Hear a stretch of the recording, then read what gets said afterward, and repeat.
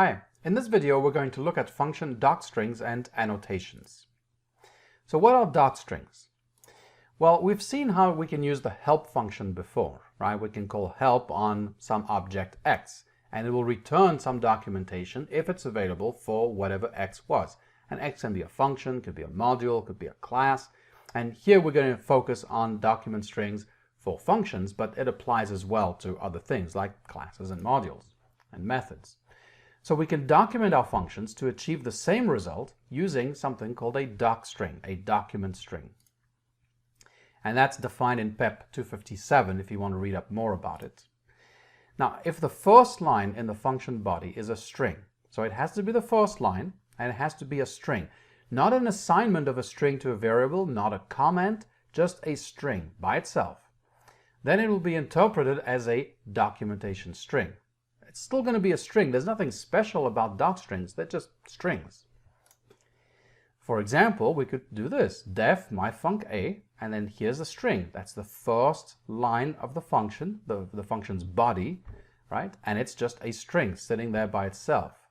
So this is not a comment. And this is why earlier on in the course, I was trying to make a distinction between comments and strings. Strings are not comments, but you can use them as comments essentially. But there's special types of comments. First of all, they get compiled into your code, right? Comments do not. But secondly, they are used for documentation. And in particular, now if you call help on myfunc, here's what will get returned. We'll have myfunc of A followed by the documentation string that we provided, right? So multi-line docstrings are, of course, available. We can do that using, well, multi-line strings. And this is why you'll see if you look at Python code that has docstrings, docstrings usually have triple delimiters. Even if they are just on one line, it's preferred to use triple delimiters for a couple of reasons. First one is that it's kind of more obvious that, hey, this is a documentation string. I mean, you should know it's a documentation string if it's the first string that just sits kind of by itself, as the first line. But moreover, what happens if you use triple delimiters, if later on you want to expand and put multiple lines, then it's very easy to just, start adding lines. You don't have to change the delimiters. So again, you don't have to do it. Just be aware that it works with anything. I could put a single quote here. I could put double quotes. I could put triple single quotes, triple double quotes. It'll work just fine. Of course, if you want a multi-line string, then you have to use the triple delimiters. So where are document strings stored? Because they are stored. They're part of your code. Where are they stored? Well, a function is an object. Objects have properties. Functions in particular have this done-to-doc property, and that's what will be used to store that documentation string, be it single line or multi-line. So for example, let's say we have this function here. As you can see, we've got a multi-line doc string right here. Then when we look at the done-to-doc property of the fact function, it will actually contain our multi-line string. It's just a string, but it happens to be stored in this done-to-doc property. And so external tools that are trying to maybe create documentation on your code by looking for docstrings will go ahead and find this done-to-doc. Same thing with the help, right? The help function does the same thing. It just goes and looks for the documentation string, if it exists, for the function. And if it does, well, the first thing it does, it just returns the function header, and then it returns the documentation string. So docstrings are just there so you can attach metadata essentially to your objects, your functions and classes and modules and so on. We also have another way of adding documentation to our functions, and this is by adding documentation that essentially, or adding documentation to the parameters of the function. And this is defined, by the way, in PEP 3107, if you want to take a look at that. Now, there were enhancements made, and we'll talk about that later when we get to type hinting. So in general, here's how you annotate your parameters. You just take your regular parameter, whatever it was, A, B, it could be positional parameters, it could be a star args or a double star quarks, it could be a key, a keyword only parameter. You can still annotate each one of those. And it's done by putting a colon, and if you want a space, it's not necessary, and then some expression.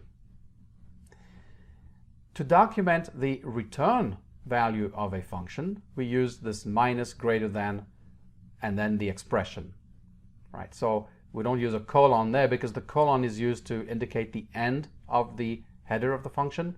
So instead we use this sequence of characters here.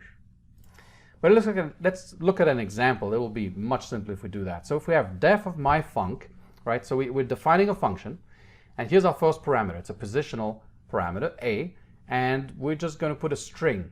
But remember, this can be any expression. It doesn't have to be a string. It could be something else, and we'll see examples of that. And then we have the second positional, and then a string. And then we have something that's going to document the return of the function, and we can say, hey, it's going to return a string. And then we have the body of the function itself. So now when we call help of my func, it's going to tell us my func, a string, b, a positive integer, and returns a string. So first of all, the $doc is actually empty. There is no document string in this function. So the $doc is empty. So these annotations don't get stored in $doc. They get stored somewhere else. And the help function just happens to collect the annotations and display them this way. Other tools, external tools maybe that create documentation, may actually, split these out, and maybe you'll have multiple lines that will tell you, hey, the parameter a is a string, the parameter b is a positive integer, the function returns a string. So, and whatever you put in there. Again, this is metadata. It doesn't affect how your Python code runs. It doesn't help, it doesn't hinder, it doesn't do anything other than just, attach itself as metadata. That can be used in any variety of ways. The help function happens to use it this way. External tools might use it for something else. So annotations can be any expression. I want to come back to that, because it means that if it's any expression, well, we can put in, let's say, a type, right? So str. We can put a string, right? And we can put whatever we want in the string. You can even do multi-line strings if you want. You can. And then the return, again, I use the type here as an example. But you can also do things like this. You can say b is this object, this literal, right? This list, 1, 2, 3. That's perfectly fine as well. This is just an expression. And then when you look at your documentation, it will show 1, 2, 3. Now, in fact, you can even call functions in your annotations since they're expressions, right? So you could write something like this: def my func a, colon string. So that's the annotation for a. Note that this does not restrict a to be a string. This is just an annotation. Again, I want to re-emphasize it doesn't change how your code runs or what Python can or can't do. And then the return annotation is a repeated, that's a string, plus, so now we're starting to have an actual expression, right? We're doing string concatenation here. And what are we concatenating with? We're calculating the max of x and y, and x was 3 and y was 5, so that max is going to be 5. So we're going to get a repeated 5 times. And indeed, when we call help of my func, that's exactly what we get, a repeated 5 times. Now, one word of caution here. First of all, this max of xy gets evaluated when? You remember when we looked at default values, we looked at some kind of caveats with default values in the last section? Def is a statement that creates the function, and that runs when it's first encountered. Once the function is created, it's created though, right? Every time you call the function, it doesn't recreate the function. It already has it. So just like default values were calculated and evaluated when the function was defined, so too are annotation expressions. Which means that if later on in your code you change the values of x and y, then that maximum may change, and it will affect how the function runs, because here the function body is re-evaluating the max of x and y every time it runs. However, your annotation will not be updated, because it gets evaluated once when the function is defined. So just a caveat there. So what about default values, star, quotes? Well, they can still be used as before. So for example, here's how you would do it. You would have your parameter name, then you put in your annotation. So the parameter, then the annotation, and then the default value. You can also do it this way, and here I'm just using multi-line continuation. So again, a string equals xyz. So a equals xyz.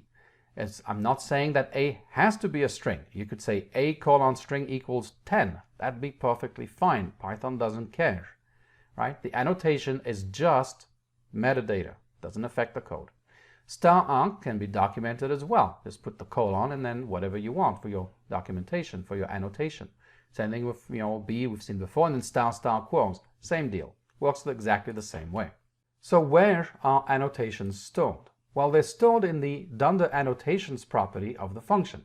Docstrings, remember, were stored in the dunder doc property. Annotations are stored in the dunder annotations property. And that dunder annotations property is a dictionary. It's not a string, it's a dictionary, where the keys are the parameter names. And the only exception is that for the return annotation, the key is specified automatically for us, and it's just called return. And then the values are the annotations. So for example, if we have this, right? So this is the annotation for A, this is the annotation for B, and this is the annotation for the return. Then if we look at myfunc dunder annotations, we'll get a dictionary where A, that key, right? The parameter, here's the parameter B, here's return for the return annotation, and then the value is just whatever this happened to be. So in this case, this was a string, this was a type, this was another type. So where does Python use docstrings and annotations? And I've repeated this before, and I'm going to say it one more time. It doesn't. It's mainly used by external tools and modules. Like, for example, the help function can use it. But it doesn't affect your code, right? It doesn't change the way Python runs your code. Not in any way.